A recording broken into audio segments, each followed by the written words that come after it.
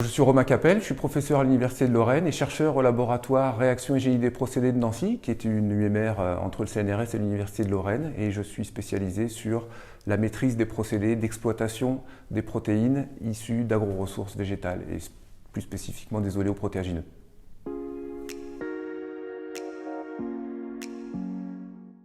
Il y a deux types d'enjeux. Le premier enjeu est sociétal et le second industriel. L'enjeu sociétal, il est lié à la demande du consommateur de disposer de matières protéiques végétales pour l'alimentation.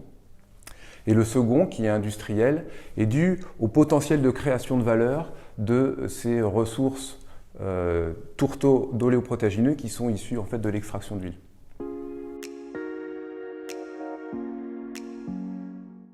À partir de ces ressources de tourteaux d'oléoprotéagineux, en fait, pour fabriquer ces produits pour l'alimentation humaine, il y a une première phase qui est une phase d'extraction où on va aller chercher ces protéines dans la ressource solide. Et il y a une deuxième étape où on va aller purifier les protéines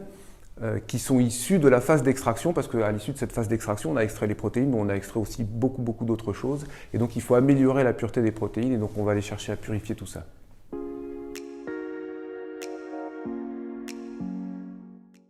Alors, la production de matières protéiques végétales pour l'alimentation humaine, ça nécessite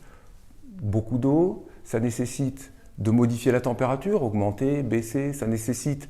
l'utilisation de sel éventuellement, modifier le pH, donc beaucoup de conditions opératoires à prendre en considération et aussi beaucoup de critères de performance. Il n'y a pas que le rendement, la pureté, il y a aussi des critères de qualité et tout ça c'est impacté par les conditions opératoires et donc c'est assez complexe de pouvoir optimiser tout ça et donc ça nécessite de pouvoir utiliser et mettre en œuvre des méthodologies de simulation, de modélisation et d'optimisation qui sont des outils du génie des procédés et qui donc permettent finalement de lever les verrous de la production de ce type de produit.